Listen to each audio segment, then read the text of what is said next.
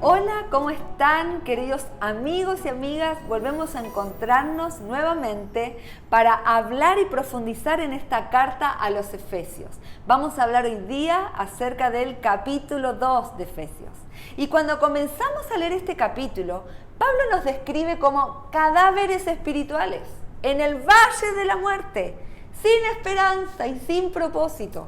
Pero cuando termina el capítulo, no solo estamos sentados con Cristo en los lugares celestiales, sino que además somos morada de Dios, el lugar donde Dios habita mediante su Espíritu. Y entre estos dos estados tenemos el maravilloso milagro que ha producido esta poderosa transformación, la obra redentora de Jesús. Los efesios habían vivido siguiendo la corriente de este mundo. El apóstol Pablo lo describe de esta manera en los 2 primeros versículos. A ustedes Él les dio vida cuando aún estaban muertos en sus delitos y pecados, los cuales en otro tiempo practicaron, pues vivían de acuerdo a la corriente de este mundo y en conformidad con el príncipe del poder del aire, que es el espíritu que ahora opera en los hijos de desobediencia. Lo interesante aquí es la palabra que Pablo ocupa para definir pecados. Es una palabra que se usa para la caza de animales o el tiro al blanco deportivo y quiere decir errar el blanco. Cuando un tirador lanzaba la flecha y fallaba en el tiro, eso era pecado. Entonces, el pecado es el fracaso de alcanzar una meta en la vida. Por lo general, tenemos una idea equivocada del pecado. Estaríamos de acuerdo sin duda en que el ladrón, el asesino, el violador, el borracho, el terrorista son pecadores. Pero como la mayoría de nosotros somos personas buenas y respetables, con buen testimonio, en lo más íntimo de nuestro corazón, creemos que el pecado está muy lejos de nosotros. Pero errar el blanco nos pone cara a cara con lo que es realmente pecado.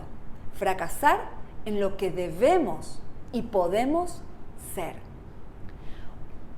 Fracasamos cuando alcanzamos el éxito en lo que nunca fue nuestro propósito.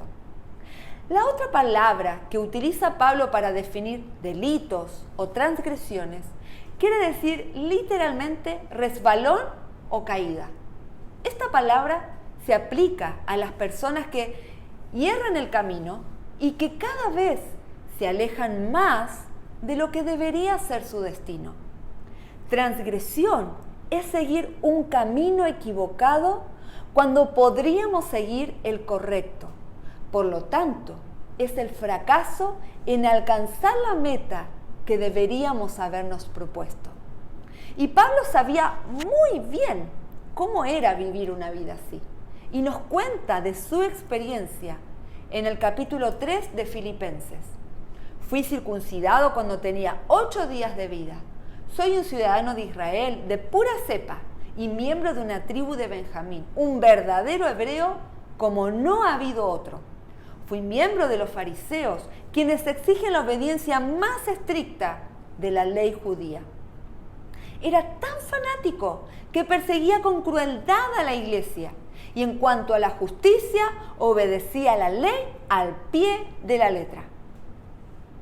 Antes creía que estas cosas eran valiosas, pero ahora considero que no tienen ningún valor debido a lo que Cristo ha hecho. Así es, todo lo demás no vale nada cuando se le compara con el infinito valor de conocer a Cristo Jesús, mi Señor. Por amor a Él, he desechado todo lo demás y lo considero basura, a fin de ganar a Cristo y llegar a ser uno con Él.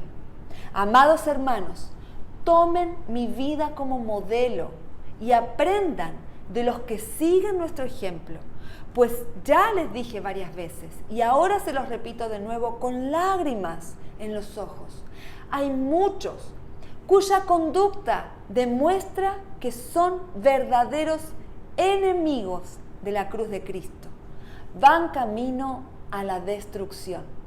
Su Dios es su propio apetito. Se jactan de cosas vergonzosas y solo piensan en esta vida terrenal.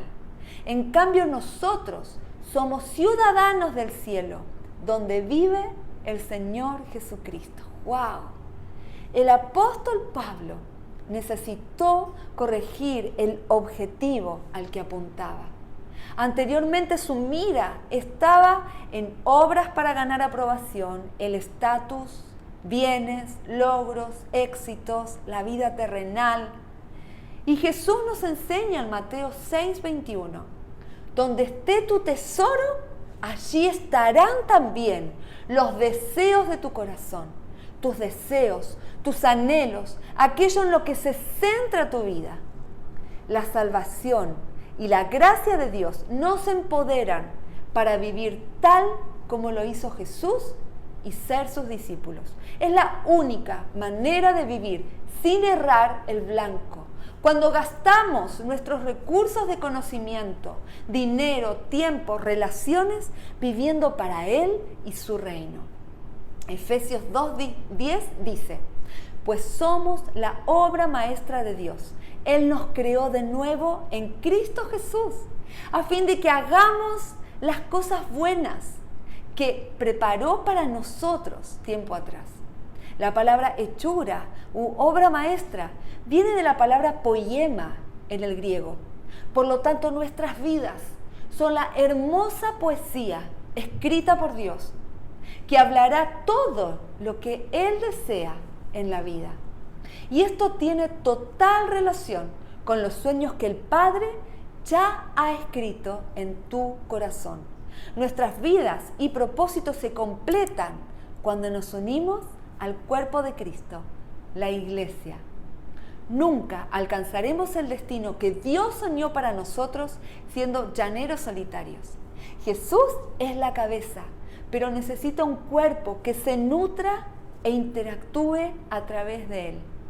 En nuestra sociedad se hacen cada vez más evidentes las divisiones. Hoy en día hay toda clase de vallas separadoras. En estos días de muros divisorios de nacionalidades, géneros, clases sociales, creencias, etc., nosotros tenemos que sacudir la tierra con la manifestación del reino de Dios, como dice Romanos 8:19, porque el anhelo profundo de la creación es aguardar ansiosamente la revelación de los hijos de Dios. El mundo antiguo tenía sus barreras. Lo mismo sucede en nuestro mundo moderno. En cualquier sociedad sin Cristo y sin la manifestación de los hijos de Dios, solo existirán paredes de división y rivalidad. Terminaremos esta sesión leyendo los últimos versículos de Efesios 2. Así que ahora ustedes son miembros de la familia de Dios. Juntos constituimos su casa, la cual está edificada sobre el fundamento de los apóstoles y profetas. Y la piedra principal es Cristo Jesús mismo. Estamos cuidadosamente unidos en Él y vamos formando un templo santo para el Señor. Por medio de Él, ustedes llegan a formar parte de esa morada donde Dios vive mediante su Espíritu. Si Jesús no es la piedra principal, si Jesús no es el fundamento, el propósito, el objetivo sobre el cual edificamos nuestra iglesia, nuestras vidas, sucederá que nuestro rumbo se alejará cada vez más de lo que debiera ser nuestro destino. Aproximadamente 30 años después de que Pablo escribiera estas palabras, encontramos otra carta dirigida a la misma iglesia en Éfeso. Es la primera carta de Juan. Aquí nos encontramos una iglesia que ha dejado de construir sobre Jesús como fundamento principal. Primera de Juan 2, 15 al 16 dice: no amen este mundo terrenal, ni las cosas que les ofrece, porque cuando aman al mundo no tienen el amor del Padre en ustedes. Pues el mundo solo ofrece un intenso deseo por el placer físico, un deseo insaciable por todo lo que vemos y el orgullo de nuestros logros y nuestras posesiones. Nada de eso proviene del Padre, sino que viene del mundo. Y encontramos un último mensaje a este mismo público, la iglesia de Éfeso, en Apocalipsis 2, del 1 al 4. Escribe el ángel de la iglesia de Éfeso: esto dice el que tiene las 7 estrellas en su mano derecha y pasea en medio de los 7 candelabros de oro. Conozco tus obras, tu duro trabajo y tu perseverancia. Sé que no puedes soportar a los malvados y que has puesto a prueba a los que dicen ser apóstoles pero no lo son. Y has descubierto que son falsos. Has perseverado y sufrido por mi nombre sin desanimarte. Sin embargo, tengo en tu contra que has abandonado tu primer amor. ¿Qué te quiero decir con todos estos pasajes que te he leído? Vemos que no alcanza con ser buenos cristianos, guardar un buen testimonio y congregarnos cada semana en la iglesia. Necesitamos ser cuidadosos y revisar si necesitamos corregir el fundamento sobre el cual estamos construyendo, edificando o el objetivo al que estamos apuntando. Ahora te sugerimos un par de preguntas para tu tiempo de diálogo, de meditación. Número 1. ¿Cuáles son tus sueños? ¿Qué te gustaría estar haciendo de aquí a 3 años más? Número 2. ¿Piensas que tus sueños o donde tú te ves en 3 años más están construidos en el fundamento de Jesús, de amar lo que Él ama? ¿Piensas que es necesario hacer alguna corrección? Y el desafío para esta semana. Durante esta semana lee el capítulo número 2 de Efesios, en 2 versiones diferentes. El capítulo 2 puede tomarte aproximadamente 3 minutos de lectura. Así que súmate a este desafío.